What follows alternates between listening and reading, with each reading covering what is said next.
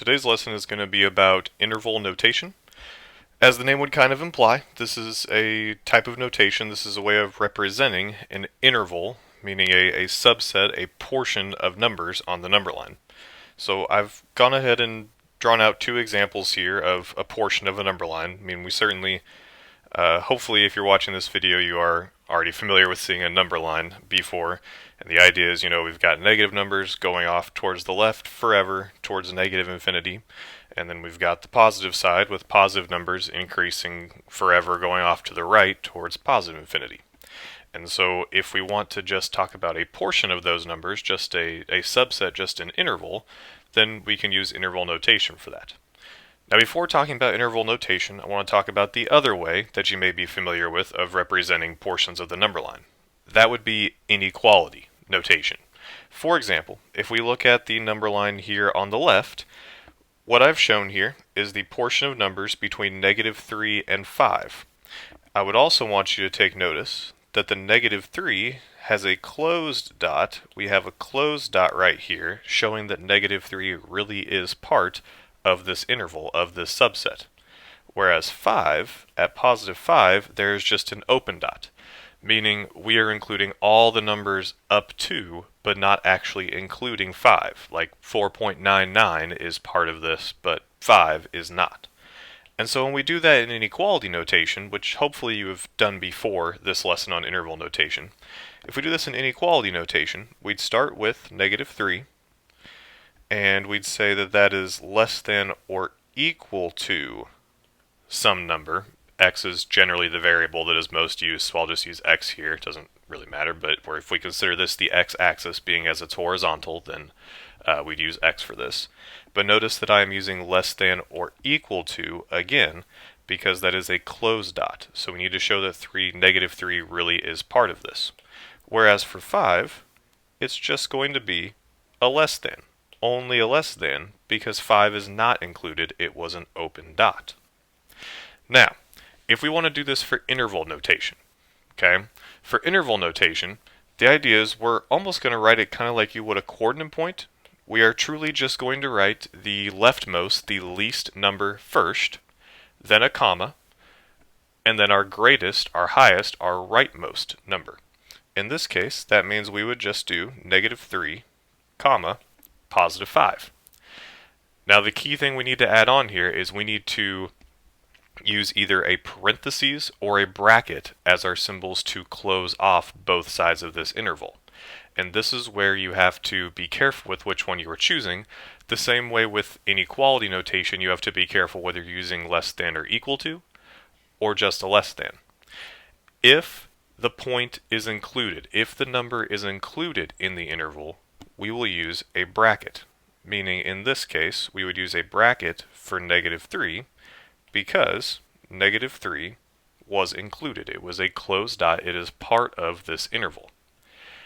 If the number is not actually part of the interval, we instead use a parentheses. So in this case, we would use a parentheses for the 5 because it was an open dot. Meaning another way of saying that is, if you have a closed dot, a less than or equal to, or a greater than or equal to, then that means you should be using a bracket for that number, whichever part of the interval, whether it's on the left or right side of the interval. If you have an open dot, or just less than, or just greater than, then you should be using parentheses for that portion of the interval. Let's take a look at our second example here, the second number line, the one over here on the right. Okay, if we look at that number line, notice that we only actually have one point. We have a point at +2. And then we can see from the shading that it is shading off to the right forever. That's why I've shaded the arrow like this, which is continuing to shade forever all the way off to positive infinity. Now, in inequality notation, all this means we would do is say x is greater than or equal to 2. Again, hopefully you have discussed inequality notation before watching this video. The idea with that being, it is a closed dot, so it should be greater than or equal to, but we don't have a second number. This is not a compound inequality because it's just going off to the right forever. It just continues getting greater.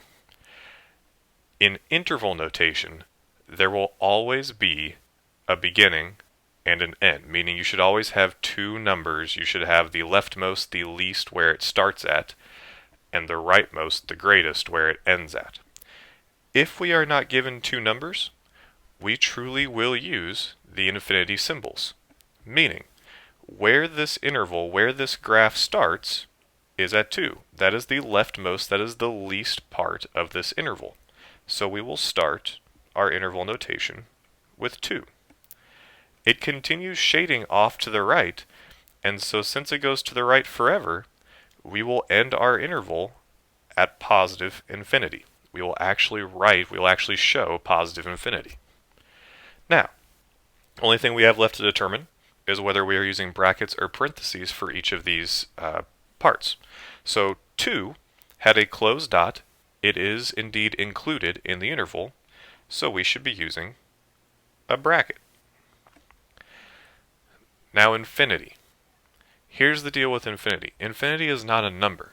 Infinity is really more of a concept, right? It represents the fact that numbers can continue getting greater and greater forever. So, meaning, think about it this way. If you were looking at a graph, you can't point to one specific spot on the graph and tell me that's where infinity is. No one point is where infinity is because there's always some number greater than whatever point you would be pointing at. So, since we can't actually show the point where infinity is on the graph, we couldn't possibly have a closed dot there. And so in that case, we will always use a parentheses when including infinity in interval notation. That does include negative infinity as well. Both of them are concepts more than actual points on a graph, so you will always use parentheses whenever you are dealing with infinities. That would be a lesson in interval notation.